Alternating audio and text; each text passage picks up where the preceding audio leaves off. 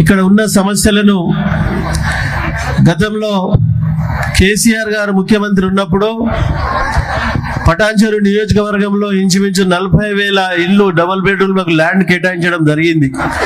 కేటాయించిన తర్వాత కట్టడం గిట్ట కంప్లీట్ చేయడం జరిగింది. అన్కంప్లీట్ లో ఇంకా 5,000 ఇండ్లు, 5,700, 6,000 ఇండ్లు బ్యాలెన్స్ ఉన్నాయి. ఇంకా ఈ 2 సంవత్సరాల సంది చాలా చెప్పినా కానీ అది ముందుకు పోతలేదు అది.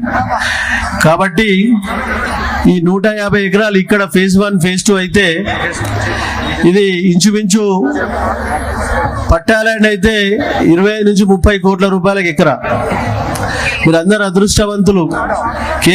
కేసీఆర్ గారు బొమ్మ పెట్టుకొని మీరు 24 గంటలు దేవుళ్ళగా మొక్కాలి. ఇంతకుముందుగా రసీద్ గారు చెప్పినట్టు కేసీఆర్ అంటే విసుకుంటున్నంట, చాలా తప్పది.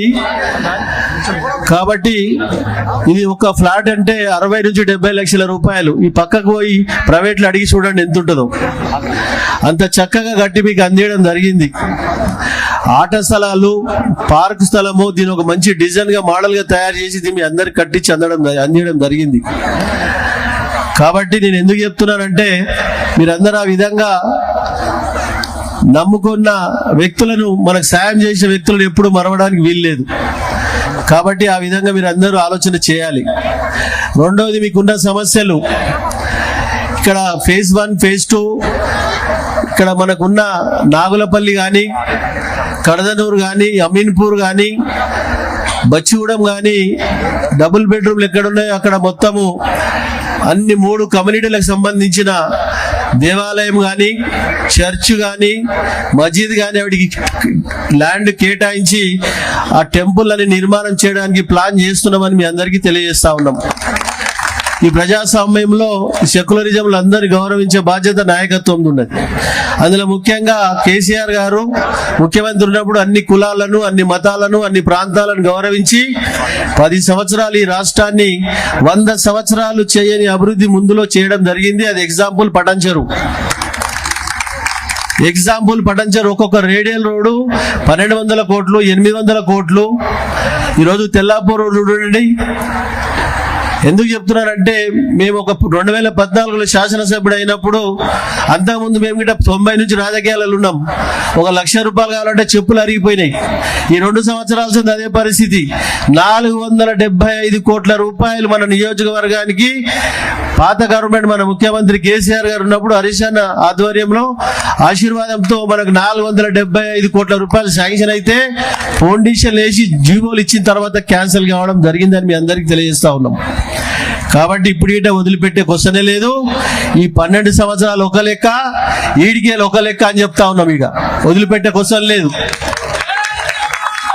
కాబట్టి దయచేసి మీరు ఇక్కడ మీకున్న డౌట్లు ఏం చెప్తా ఉన్నారంటే, ఇక్కడ మీరు లేనప్పుడు వచ్చి సర్వే చేసి క్యాన్సిల్ చేస్తామంటా ఉన్నారు.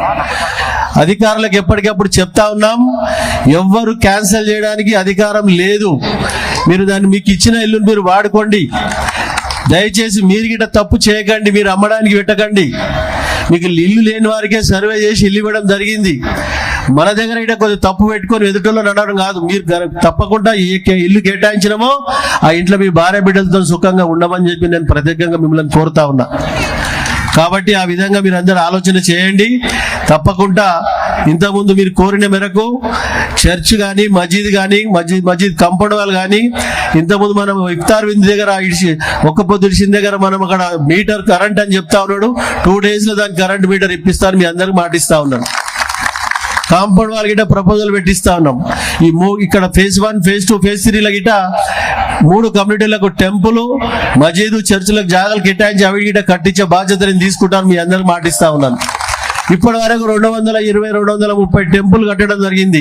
మసీదులు, ఆశీర్ఖానాలు, దర్గాలు, ఈద్గాలు, ఈ సెక్యులరిజంలో అన్ని మతాలను, అన్ని ప్రాంతాలను సమానత్వంగా తీసుకుపోవడం కేసీఆర్ అడుగుజాడల్లో అడిగేసి ఆయన ఏ విధంగా డిసిషన్ తీసుకుంటారో అదే విధంగా పటాన్చెరు నియోజకవర్గం అంటే ఓ మినీ భారతదేశం.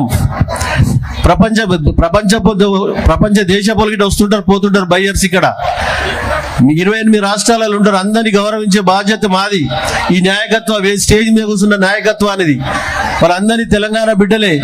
ఏ కష్టం వచ్చినా, ఏ నష్టం వచ్చినా ఎప్పటికప్పుడు ఈగలేక వాలి వారి సమస్యలు పరిష్కరించుకుంటూ ముందుకెళ్తా ఉన్నాం.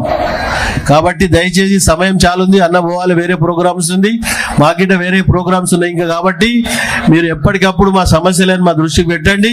ఇక్కడ ఉన్న నాయకత్వం అంతా మీకు అందుబాటులో ఉంటుంది, మీ ఎంబడి ఉంటుంది, టిఆర్ఎస్ పార్టీ మీ ఎంబడి ఉంటుందని మీ అందరికి తెలియజేస్తూ, ఈ గ్రేవ్ యార్డ్ విషయంలో కానీ, మజీద్ మీటర్ విషయంలో కానీ, కమిటీలో మన టెంపుల్ విషయం కానీ, మజీద్ విషయం, మన చర్చ్ విషయంలో కానీ తప్పకుండా నేను ఈ పండుగల తర్వాత ఒకసారి వచ్చి అన్నిటికీ ఎక్కడికక్కడ కేటాయించి దాని ఇంజనీర్లతో ప్లాన్ చేపించి కట్టిస్తారని మీ అందరికి మాటిస్తూ, ఈ అవకాశం ఇచ్చిన స్టేజ్ మీద ఆశీలైన పెద్దలందరికీ, ఈ సభలో ఆశీలైన మహిళా సోదరులకు పత్రికా సోదరులకు నేను మరొకసారి శిరసు వంచి నమస్కరించుకుంటూ ధన్యవాదాలు తెలుస్తున్నా. Thank you.